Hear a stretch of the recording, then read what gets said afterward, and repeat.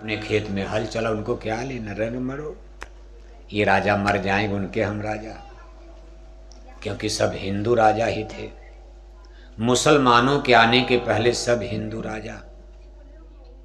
जनता ये सोचती थी भाई आमेर हार जाएगा, क्या फर्क पड़ता, हम चित्तौड़ को पकड़ लेंगे। जोधपुर हार जाएगा, अजमेर के राजा को पकड़ लिया जाएगा, हैं तो अपने ही सब लोग, सब राजपूत हैं, सब क्षत्रिय हैं, सब सनातनी हैं, रामायण गीता मानने वाले। लेकिन अब देखो स्थिति बदल रही है। भारत में मुसलमान प्रवेश कर रहे हैं। बौद्ध धर्म जो चल रहा था शाकाहारी धर्म था। बौद्ध धर्म के प्रवर्तक महात्मा बुद्ध जी को माना जाता। अब ये सब कथा देखो भगवान कृष्ण के बाद की है। भगवान कृष्ण के जमाने की स्थिति उस समय सुनोगे आप धर्म के बारे में, अभी उसको आप समझना धर्म कैसे गड्ढमड होता जा रहा। और आज हम लोग धर्म के नाम पर सस्पेंस में,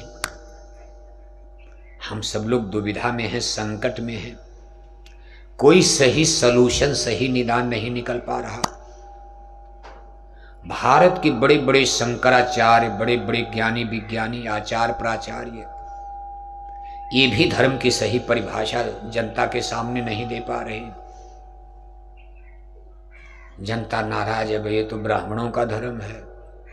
छोटी जातियों के लोग गाली दे रहे हैं, कहा भाई हम ब्राह्मणों का धर्म सुने, कितना अच्छा ज्ञान ब्राह्मण दे।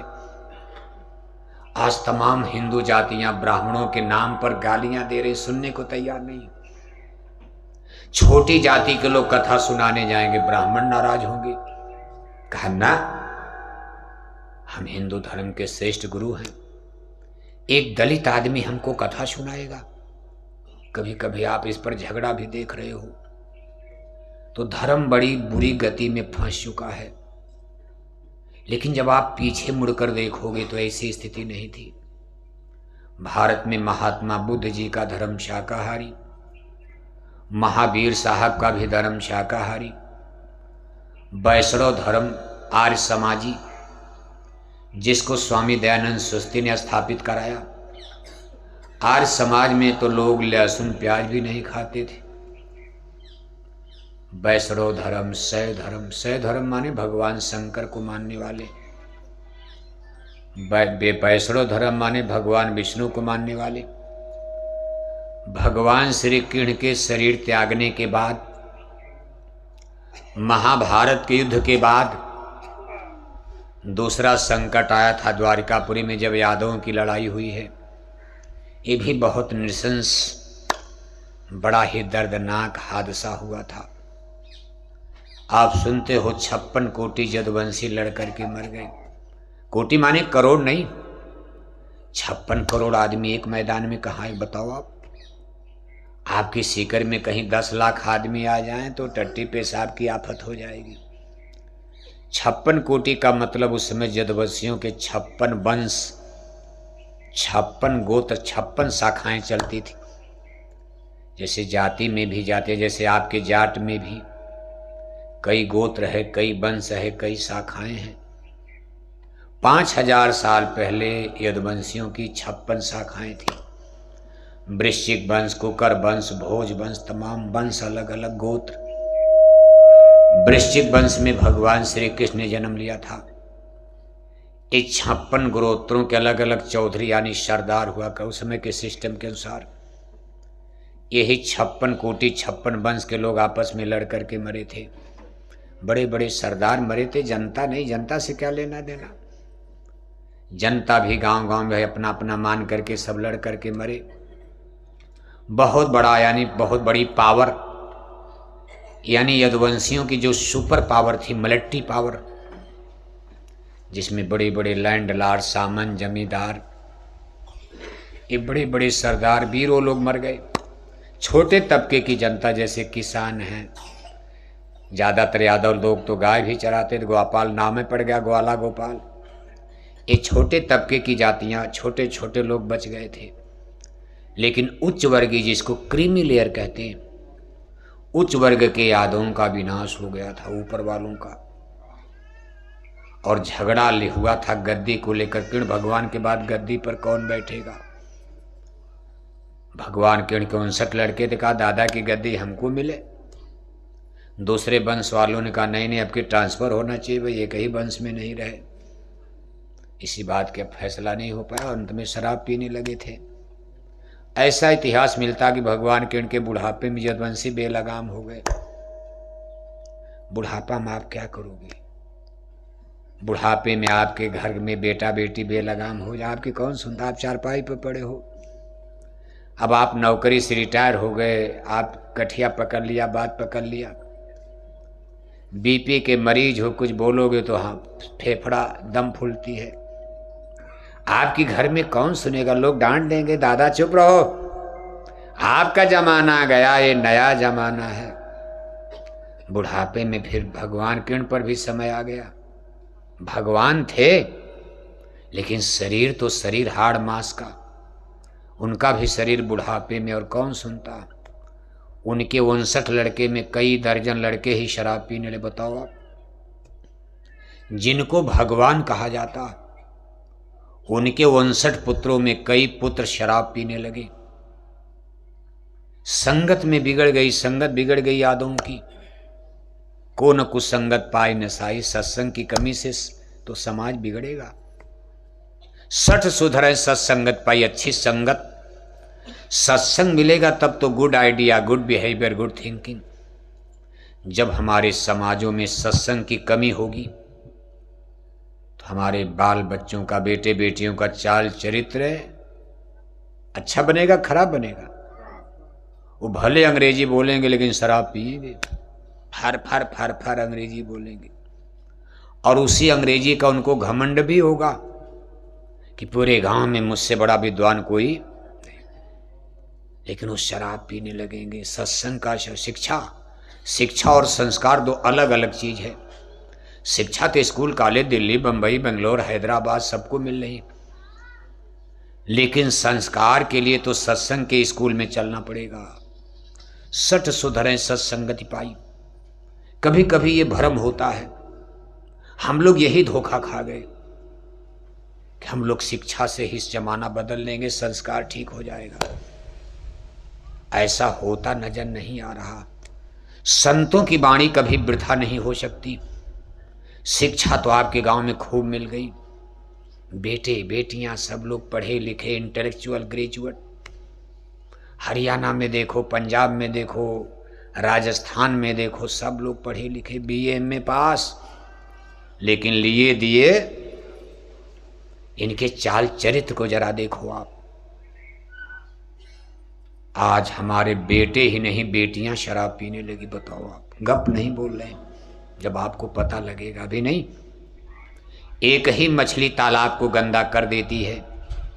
अभी गांव देहात में नहीं, लेकिन भारत के बड़े बड़े शहरों में, और वो भी यूनिवर्सिटी में, जिस शिक्षा का आपने भरोसा किया था कि हमारे बेटे बेटियां पढ़ लिख लेंगे तो राम बन जाएंगे, कृष्ण बन जाएंगे, गांधी और सुभाष बनकर हमारा नाम रोशन करेंगे, लेकिन बेटे बेटियां इंजीनियर डॉक्टर तो बन गए, लेकिन उन्होंने एक गंदी आदत पकड़ लिया, शराब पीने लगे। और बेटों के साथ हमारी बेटियों ने भी बड़े बड़े यूनिवर्सिटी कॉलेज में माँ बाप के चोरी चोरी शराब पीना शुरू। वहाँ माँ बाप हैं, कौन देख रहा है?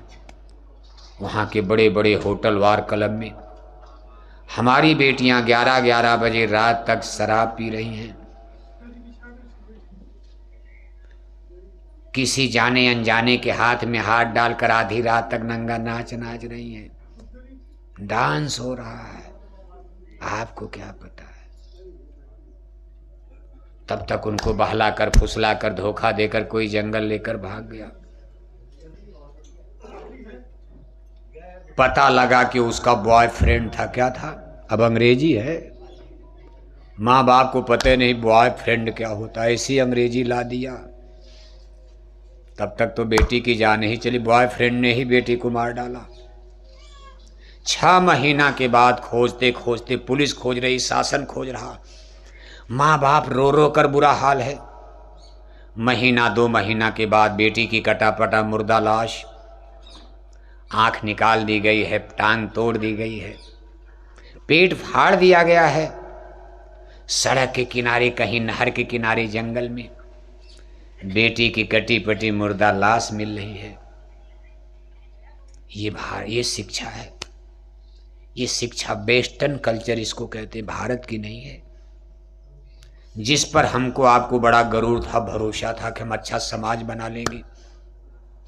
अब हम शिक्षा को पूरा दोष, शिक्षा ने इंजीनियर भी बनाया, शिक्षा ने डॉक्टर बनाया, बड़े बड़े जय, पढ़ाई लिखाई बुरी नहीं थी, बेटियां इंजीनियर बने, डॉक्टर बने, कौन मना करता। बेटियां हमारी आज के जमाने में सती, अनसुईया, सीता, सावित्री तो बन नहीं सकती। उसको बनने का समय तो बहुत पीछे चला गया। कर्णावती, दुर्गावती बनकर कोई जिंदा जलेगा आग में? यही भारत देश है न। सती अनसुईया ने अपने सतीत्व के ज्ञान के बल पर, शक्ति के बल पर, ब्रह्मा विष्णु शंकर जिनको आप भगवान कहते हो, 6 महीने का लड़का बना करके पालन में झूला दिया था। 40 साल के नौजवान को कोई 6 महीने का लड़का कैसे बना देगा? आज पूरे साइंस में, मेडिकल साइंस में इसका कोई उत्तर नहीं, कैसे हो गया ये। लंदन अमेरिका के वैज्ञानिकों से, डॉक्टरों से कहा जाए भाई भारत में ऐसा भी हो गया कि 40 साल के नौजवान को एक देवी ने 6 महीने का लड़का बना दिया। वो भी मामूली आदमी को नहीं, ब्रह्मा विष्णु शंकर जिनको हिंदू लोग भगवान कहते, तीनों लोगों को पालना में बैठा करके झुला दिया 6 महीने को। आज की बेटियां इंजीनियर, डॉक्टर बनने के चक्कर, कौन सती अनसुईया? सती अनसुईया के लिए तपस्या करना पड़ेगा। उसके लिए तो साइंस ऑफ सोल, अध्यात्मवाद का ज्ञान प्राप्त करना पड़ेगा। फिजिक्स पढ़ करके कोई नहीं कर पाएगा ये। फिजिक्स पढ़ने वाले जहाज बना लेंगे, हेलीकॉप्टर बना लेंगे, कार बना लेंगे, अणुबम परमाणु बम बना लेंगे, लेकिन 40 साल के आदमी को 6 महीने का लड़का बना देना, ये आध्यात्मिक विज्ञान का कमाल, आध्यात्मिक विद्या का कमाल है। और इसी धरती पर हुआ है भारत में। चित्रकूट का नाम आपने सुना, चित्रकूट में मंदाकिनी बहती हैं, वहीं पर सती अनसुईया का आश्रम, जंगल में बिल्कुल आज भी वो जगह बनी हुई है, सती अनसुईया माता संतुईया आश्रम। इसी धरती पर आपने देखा सावित्री अपने मरे पति सत्यवान को जिंदा कर लिया। यमराज लेकर जा रहे हैं, यम के दूत ले जा रहे हैं। सती सावित्री ने अपने सतीत्व के बल पर मरे हुए पति को जिंदा कर लिया। आज दुनिया में कोई ऐसा टिकिया, टैबलेट, इंजेक्शन आज भी नहीं बन पाया कि कोई आदमी मर गया, कोई इंजेक्शन लगा दो थोड़ा जिंदा हो जाए। अगर ऐसा होता तो लोग करोड़ नहीं अरबों रुपया देते, महाराज हमारे दादा के 1 घंटा जिंदा कर दो। कहा क्यों? अरे कहा बस 1 घंटा में पता चल जाए कि पैसा किसको किसको कर्जा दिए, सब तो मर गए एकाएक हार्ट अटैक में। हमको पता ही नहीं किसको किसको कर्जा बांटे हैं, कहाँ कहाँ बैंक में जमा खाता होता। कम से कम जिंदा हो जाएंगे, अंगूठा लगा करके बैंक का पैसा तो निकालेंगे, महाराज जिंदा कर दो।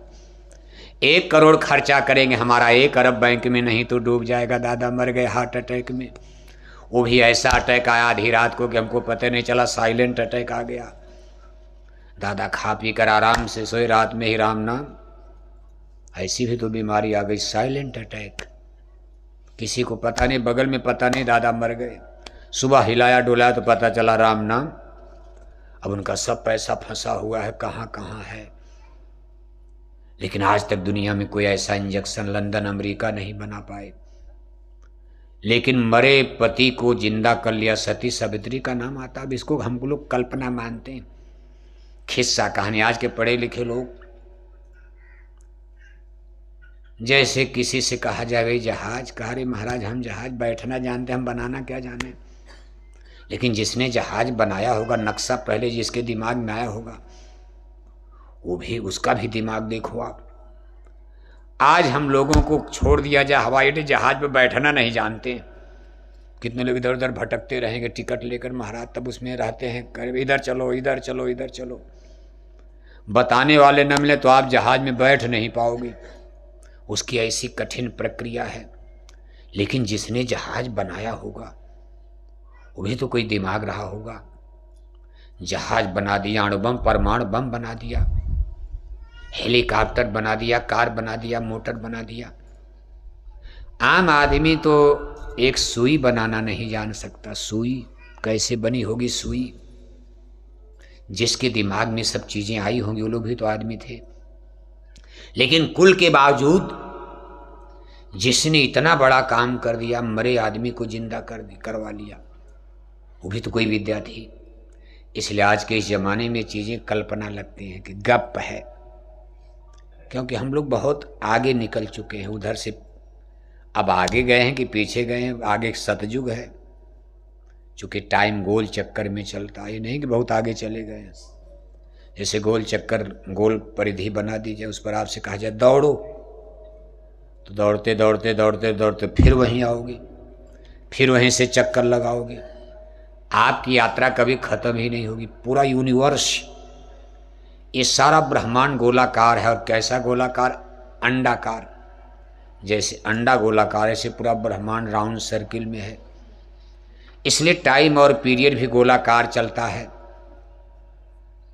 दिन के बाद रात, और रात के बाद और फिर दिन के बाद कभी अंत होगा? चलता रहेगा। जाड़ा के बाद गर्मी, गर्मी के बाद बरसात, बरसात के बाद फिर अब जाड़ा आएगी अक्टूबर के बाद, फिर इसी तरह से गर्मी आएगी, फिर बरसात आएगी, चलता रहेगा। कई बसंत तो आपने देख लिया। 80 आपकी उम्र 80 साल हो गई तो 80 बसंत तो आपने देखा। 80 जाड़ा, 80 गर्मी, 80 बरसात दे चुके। अब भाग्य में 2 एक और हो सकता है। आप कितना दिन जियोगे? आप 2-4 बरसात आपको और देखनी होगी। इसी तरह से टाइम और पीरियड भी, जो कालखंड बांटा गया, सतयुग, त्रेता, द्वापर और कलयुग, और कलयुग के बाद अंत हो जाएगा। कलयुग के बाद फिर सतयुग, फिर सतयुग, फिर त्रेता, फिर द्वापर, फिर कलयुग, फिर कलयुग के बाद फिर सतयुग। ये गुण और कर्म पर बंटवारा होता। युग कैसे बदलता? गुणों पर बदलता। गुण, धरती वही रहेगी, आसमान वही रहेगा, सूरज चांद वही रहेंगे, आदमी भी वही रहेगा, लेकिन गुणों में बहुत बड़ा डिफरेंस आ जाता। अब ये सब नेचुरली कॉन्शियस, कुदरत की रचना है क्या कि जैसे दिन रात